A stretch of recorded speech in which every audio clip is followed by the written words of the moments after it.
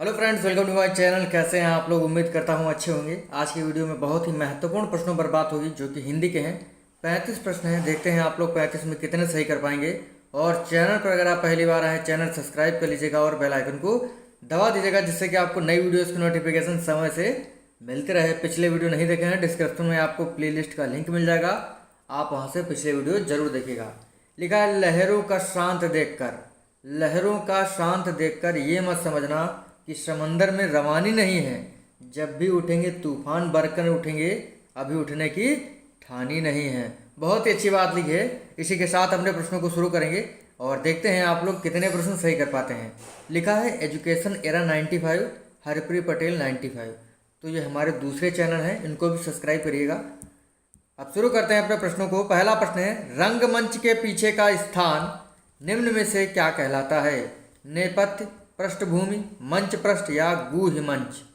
रंगमंच के पीछे का स्थान निम्न में से क्या कहलाएगा? बिल्कुल आपको पता होगा। पहला ऑप्शन सही है, नेपथ्य। क्या होगा? नेपथ्य। अगला प्रश्न है, लिखा, जिसका जन्म कन्या के गर्भ से हुआ हो के लिए एक शब्द होगा। कान्यकुब्ज, कानीना, कानीन, कानीन। तो निम्न में से कौन सा ऑप्शन आपका सही है? फटाफट बताएं, क्या जवाब होगा इसका? कौन सा ऑप्शन आपका सही होगा? बिल्कुल सही जवाब है चौथा। जिसका जन्म कन्या के गर्भ से हुआ हो उसे क्या कहते हैं? कानीन कहते हैं। इस तरीके से लिखा जाता है। बाकी आपके सारे ऑप्शन रॉन्ग हैं। अगला प्रश्न है, दक्षिण और पूर्व के बीच की दिशा क्या कहलाती है? वायव्य, आग्नेय, ईशान या नैऋत्य? दक्षिण और पूर्व के बीच की दिशा निम्न में से क्या कहलाती है? बहुत ही आसान सा प्रश्न है और इसका जवाब होगा आग्नेय। क्या होगा? आग्नेय। उत्तर और पश्चिम के बीच की दिशा जो है, उत्तर और पश्चिम के बीच की दिशा आपकी वायव्य कहलाती है। ठीक है। पूरब और उत्तर की दिशा जो है वो ईशान कहलाती है। इस चीज को ध्यान रखिएगा। ठीक है। नैऋत्य जो है दक्षिण और पश्चिम के बीच की दिशा कहलाती है। तो आपका जो ऑप्शन है दक्षिण और पूर्व के बीच की दिशा, कौन सा सही है? ऑप्शन आपका बी सही है। अगला प्रश्न है, निम्न में से कौन सा शब्द शुद्ध है? कौन सा शब्द आपका बिल्कुल सही है? कौतूहल जो है कौन सा सही होगा? बिल्कुल बताना है आपका जवाब कौन सा सही होगा। और आपका जवाब आ चुका है, मुझे पता है। आपका थर्ड ऑप्शन इसमें से होगा, कौतूहल। ठीक है, थर्ड ऑप्शन बिल्कुल सही है। अगला, निम्न में से कौन सा शुद्ध शब्द है? फिर से शुद्ध शब्द आपको बताना है कौन सा इसमें बिल्कुल सही लिखा हुआ है। बाकी हम लोग बहुत ही गलत तरीके से लिखते हैं, लेकिन कौन सा बिल्कुल सही है ये आपको बताना है। और इसका ऑप्शन आपका थर्ड सही होगा, उपर्युक्त। कौन सा सही है? थर्ड ऑप्शन सही होगा। अगला, तद्भव शब्द निम्न में से है बैंक, मुंह, मर्म या प्रलाप? तद्भव शब्द निम्न में से कौन सा होगा? बिल्कुल, मुंह जो है ये आपका तद्भव है और इसका तत्सम क्या होता है? मुख। क्या होता है? मुख होता है तत्सम। अगला है, अहेर का तत्सम शब्द निम्न में से है। अहेर का तत्सम शब्द निम्न में से है, बताएं। देखिए, अगर आपको वीडियो अच्छा लगे तो लाइक कर दें और शेयर कर दें। ठीक है, बताना है अहेर का तत्सम शब्द है अरहर, अहीर, अषाढ़ या आखेट? बताएं आप लोग, सातवें का कौन सा ऑप्शन आपका सही है? ऑप्शन आपका डी सही होगा। क्या होगा? आखेट। अगला है, आप डूबे तो जग डूबा। लोकोक्ति का क्या अर्थ है? बुरा आदमी सबको बुरा कहता है, सब बेकार हो जाता है, मरने के बाद कौन देखने आता है, क्या हुआ, सबको अपने समान समझना। तो आप डूबे तो जग डूबा, लोकोक्ति का निम्न में से क्या अर्थ होगा? बताएं आप लोग, क्या जवाब होगा इसका? देखिए, इसका ऑप्शन आपका पहला सही है। बुरा आदमी को सब कुछ बुरा ही दिखता है, बुरा आदमी सबको बुरा ही कहता है। तो आपका पहला ऑप्शन सही है। अगला प्रश्न है, पेट में दाढ़ी होना मुहावरे का क्या अर्थ है? धूर्त प्राणी, रोग ग्रसित होना, पेट तक लंबी दाढ़ी, देखने में सीधा किंतु चालाक। तो पेट में दाढ़ी होना मुहावरे का निम्न में से क्या अर्थ होगा? बताएं आप लोग क्या जवाब होगा। बहुत ही आसान से प्रश्न है और एग्जाम में काफ़ी बार पूछे भी गए हैं। पेट में दाढ़ी होना मुहावरे का क्या अर्थ होगा? देखने में सीधा किंतु चालाक। अगला प्रश्न है, लिखा है बागीचा का निम्न में से कौन सा पर्यायवाची है? निर्जन, व्यजन, आराम या कल्पसाल। बगीचा का पर्यायवाची निम्न में से क्या होगा? क्या होगा इसका जवाब? इसका जवाब आपका ऑप्शन थर्ड सही है। बगीचा का पर्यायवाची आराम है। बगीचा के और भी पर्यायवाची हैं जो एग्जाम में काफी बार पूछे गए हैं, जैसे अरण्य, अरण्य, वाटिका, उपवन, उद्यान और निकुंज। ठीक है, ये एग्जाम में काफी बार पूछे गए। अरण्य है आपका, उद्यान है, निकुंज है, ये एग्जाम में काफी बार पूछे गए हैं। और आपका आराम जो है ये भी बगीचा का पर्यायवाची है। अगला, मछली का पर्याय निम्न में से नहीं है? मत्स्य, मीन, सफरी या जलोदरी। मछली का पर्याय निम्न में से नहीं होगा। बहुत ही अच्छा प्रश्न है। बिल्कुल, जलोदरी जो है ये मछली का पर्यायवाची नहीं है। बाकी आपका मत्स्य, मीन और सफरी ये मछली के पर्यायवाची हैं। अगला है, उद्धत का विलोम शब्द है। 4 ऑप्शन दिए गए हैं, आपको बताना है उद्धत का निम्न में से कौन सा विलोम शब्द होगा। बताएंगे आप लोग क्या जवाब होगा इसका। और बिल्कुल सही जवाब है, उद्धत का विलोम शब्द होता है विनीत। क्या होता है? विनीत होता है। अगला प्रश्न है, प्रवृत्ति का विलोम शब्द निम्न में से है? आवृत्ति, निवृत्ति, सवृत्ति, पूर्ति।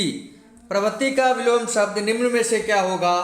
और आपका जवाब बिल्कुल सही है, मुझे पता है, ये होगा निवृत्ति। क्या होगा? निवृत्ति होगा। उदय का विलोम शब्द होता है सदय, निर्दय, अस्त या व्यस्त। उदय का विलोम शब्द निम्न में से क्या होगा? ये होता है, क्या होता है? उदय का अस्त होता है, यानी आपका थर्ड ऑप्शन सही होगा। अगला है, अंतस्थ व्यंजन निम्न में से कौन सा है? अंतस्थ व्यंजन निम्न में से कौन सा है? 4 ऑप्शन है, आपको बताना है। बिल्कुल जवाब आपका सही है, या जो होता है ये आपका अंतस्थ व्यंजन होता है। और भी आपके अंतस्थ व्यंजन है, जैसे या, रा, ला और वा। ठीक है, ये जो सा है आपकी ये मूर्धा है, ये तालव्य है और ये दंती है। ठीक है, शा, श, हा ये आपके जो होते हैं ये आपके क्या होते हैं? ये ऊष्म व्यंजन होते हैं। कौन कौन से? ये जो आपके हैं ये आपके क्या हैं? ये ऊष्म व्यंजन है। तो अंतस्थ व्यंजन आपका या होगा। डी ऑप्शन सही है, यानी चौथा ऑप्शन सही है। अध्यक्ष में उपसर्ग है। बहुत ही शानदार प्रश्न, सभी को पता होगा अध्यक्ष में उपसर्ग क्या होता है? अधि होता है। क्या होता है? अधि होता है, यानी पहला ऑप्शन सही है। अगला प्रश्न, लघुत्तर में प्रत्यय है? अर, यर, तर या सर। लघुत्तर में प्रत्यय होगा। बिल्कुल जवाब सही है, तर होगा। क्या होगा? तर होगा। थर्ड सही है आपका। अजायब घर कैसा शब्द है? तत्सम, संकर, देशज या विदेशज। अजायब घर शब्द कैसा है? ये आपका संकर शब्द है। कैसा शब्द है? संकर। कौन सा विकल्प गलत है? धाता का स्त्रीलिंग धात्री है, विधाता का विधात्री है, नेता का नेत्री है या अभिनेता का अभिनेत्री है। तो निम्न में से कौन सा विकल्प आपका गलत है? और ये भी बताइएगा गलत है या सही है या सारे सही हैं, ये भी बताएं। देखिए इसमें जो है आपके सारे विकल्प सही होंगे। ठीक है, कौन से? सारे विकल्प सही होंगे। तो ये आपका प्रश्न जो है ऐसा है, याद रखिएगा, धाता का धात्री, विधाता का विधात्री, नेता का नेत्री और अभिनेता का अभिनेत्री। भील का स्त्रीलिंग होगा भीलू, भीला, भिलाइन या भीलनी। भील का स्त्रीलिंग निम्न में से क्या होता है? क्या होता है? भिलाइन होता है? नहीं, भिलनी होता है। भील का स्त्रीलिंग भिलनी होता है। कुर्सी पर मास्टर साहब बैठे हैं में कौन सा कारक है? कर्ता, कर्म, अधिकरण या संबंध कारक। कुर्सी पर मास्टर साहब बैठे हैं, कहाँ बैठे हैं? पर, अधिकरण में पर। ठीक है, तो आपका ऑप्शन कौन सा सही होगा? ऑप्शन आपका थर्ड सही होगा। कर्ता ने कर्म को, अधिकरण में पर। ठीक है, इस चीज को ध्यान रखिएगा, जो कारक चिन्ह है आपको पता ही होंगे। लिखा है जो करेगा सो भरेगा, जो करेगा सो भरेगा, मुहावरे का नहीं। जो करेगा सो भरेगा मुहावरा नहीं है। जो करेगा सो भरेगा में कौन सा सर्वनाम का भेद है? संख्यावाचक, संबंधवाचक, अनिश्चयवाचक, निश्चयवाचक। बिल्कुल जवाब आपका आ जाना चाहिए। बहुत ही शानदार प्रश्न है ये। जो और सो जहां पर शब्द यूज होते हैं वहां पर आपका संबंधवाचक सर्वनाम होता है। क्या होता है? संबंधवाचक सर्वनाम होता है। ठठेरा का स्त्रीलिंग है।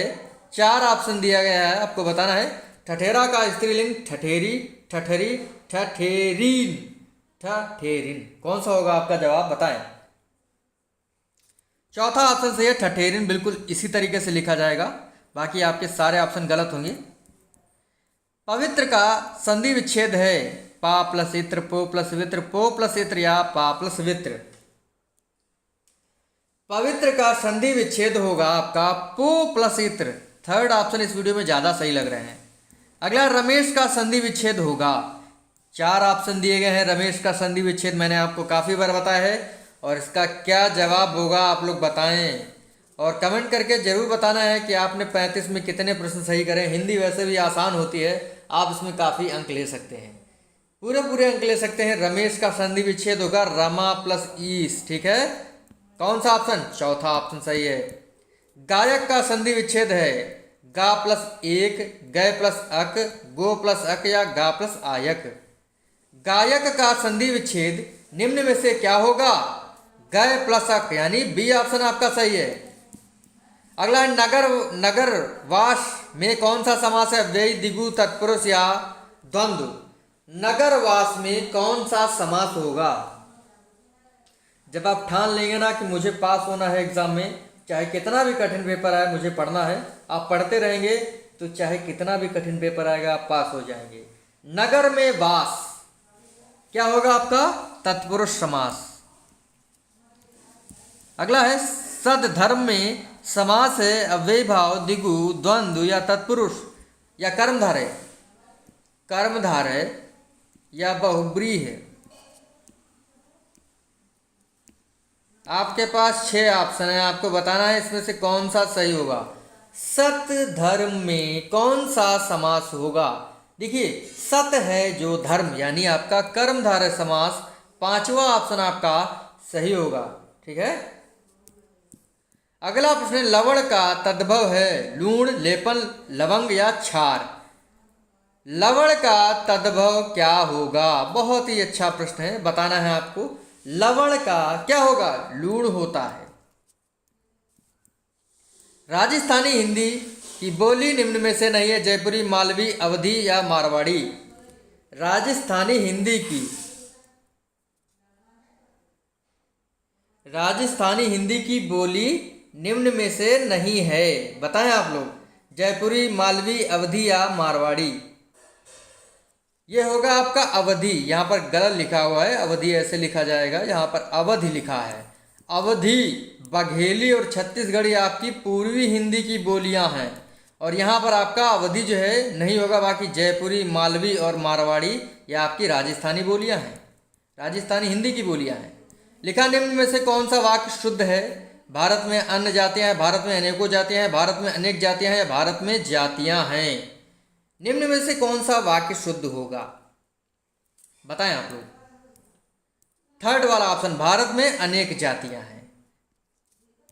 अगला है, फिर से अगला प्रश्न है, बताना है कौन सा इसमें से सही होगा। वह दंड पाने योग्य है, वह दंड लेने योग्य है, वह दंड के योग्य है या वह दंड देने योग्य है। 32 में आपका कौन सा ऑप्शन सही है? बताएं। क्या होगा आपका ऑप्शन? वह दंड के योग्य है। थर्ड ऑप्शन इसमें भी सही है। पलाश वन किसकी रचना है? जयशंकर प्रसाद मिश्र जी की, नरेंद्र शर्मा, महादेव वर्मा। पलाश वन निम्न में से किसकी रचना है?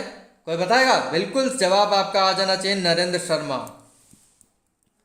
बापू किसकी रचना है? महावीर प्रसाद द्विवेदी, हजारी प्रसाद द्विवेदी, नरेंद्र शर्मा या सुमित्रानंदन पंत, या इसमें से किसी की नहीं, ये भी बताएं। बापू जो है इनमें से किसी की रचना नहीं है, वो है दिनकर जी की। किसकी है? दिनकर जी की रचना है। कल ही मैंने इस पर आपको वीडियो दिया था। अगला, धरती किसकी रचना है? नरेंद्र शर्मा, त्रिलोचन शर्मा, रामधारी सिंह दिनकर, जयशंकर प्रसाद जी। धरती निम्न में से किसकी रचना है? धरती मेरी माँ है, सुनील शेट्टी की नहीं है, त्रिलोचन शर्मा जी की है रचना। बी ऑप्शन आपका सही होगा। 35 में आप लोगों ने कितने प्रश्न सही करे कमेंट करके जरूर बताइएगा। मिलते हैं आपसे अगले वीडियो में। जय हिंद, जय भारत।